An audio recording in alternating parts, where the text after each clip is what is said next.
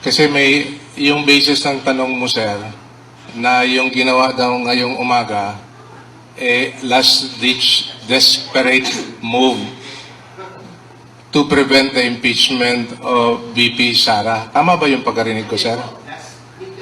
Alam mo kung bakit, tinanong ko sa'yo kung bakit tama yung pagkarinig ko? Akala ko ang tinutukoy mo, yung ginawa nila sa House.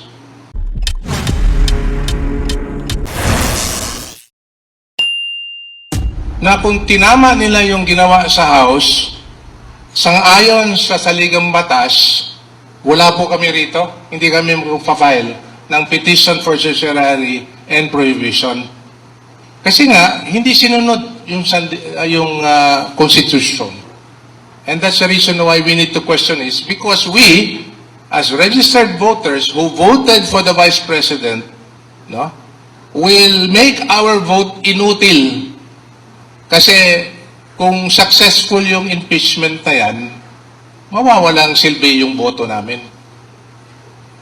Yun lang po ang masasabi ko doon sa sinasabing desperate. Talagang nakita nyo naman siguro ni Railroad yung proceeding. There was no debate, there was no deliberation. It was just introduced and voted upon. Thank you. If I may add also, you can characterize the verification process as mass oath-taking probably. No?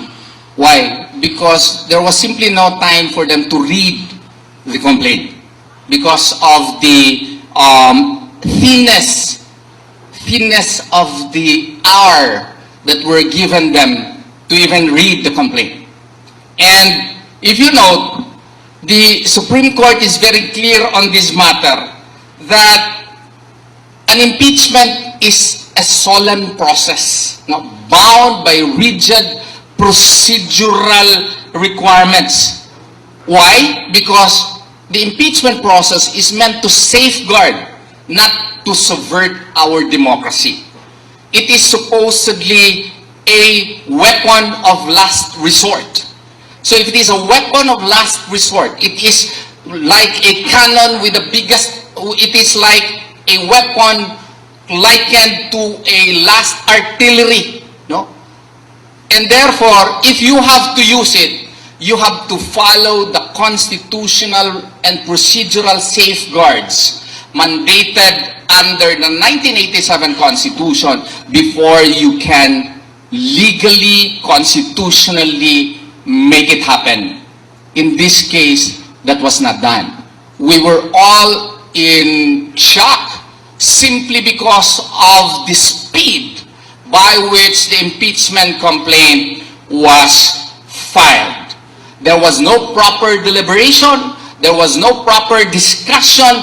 The VP was not even summoned to answer for the alleged allegations, no? For the allegations that she committed as found in the complaint. So there was no due process at all. So we feel that this should be struck down, and while the case is ongoing, we pray that a status ante quo order or a TRO shall be issued so that our petition can be fully studied by the Supreme Court. Otherwise, if this will not be stopped, imagine 32,208,417 votes as against 215 congressmen who did not have the chance to fully read the complaint, understand it, assess any and all evidences attached to the complaint.